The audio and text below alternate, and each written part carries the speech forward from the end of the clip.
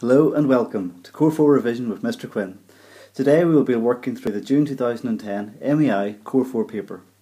I will be giving hints followed by work solutions. I would encourage you though to attempt the questions after listening to the hints, and only after this should you refer to the work solutions.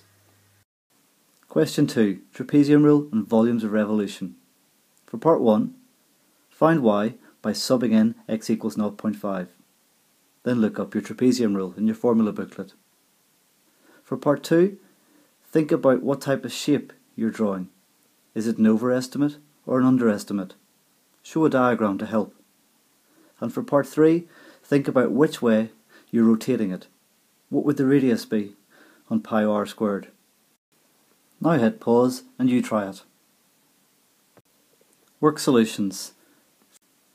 For part 1, we fill x equals 0.5 into y equals the square root of 1 plus x squared. This gives an answer of 1.1180. Now we use the trapezium rule with a strip width of 0.25. The trapezium rule gives an approximation of the area underneath a curve.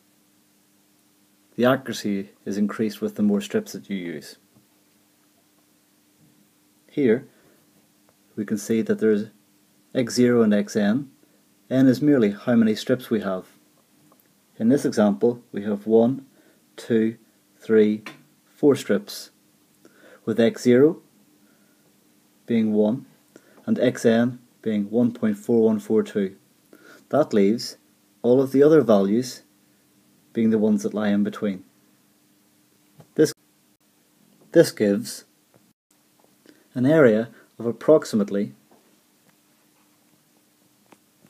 1.151475.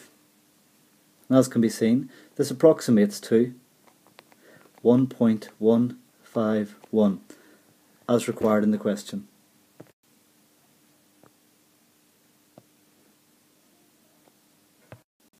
In part 2, Jenny uses a trapezium rule with 8 strips to obtain a value which is larger than the value of 4 strips. However,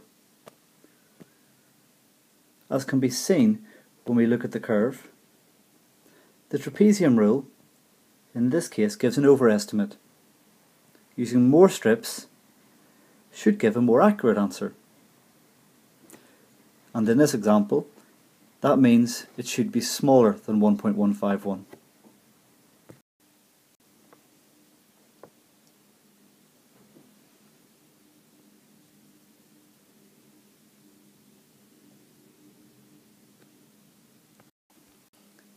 In part 3, we're trying to find the volume of revolution, rotating about the x-axis.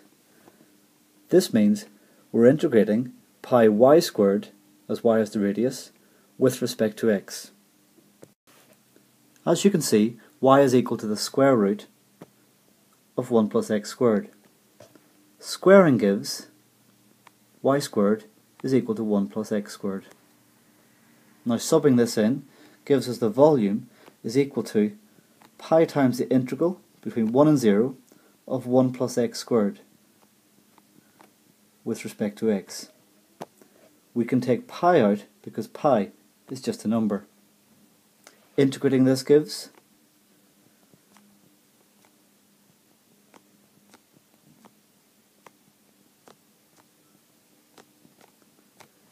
subbing our values in,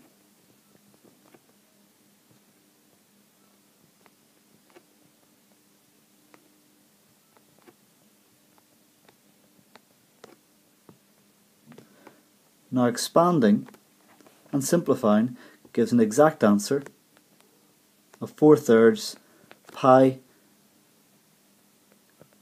cubic units.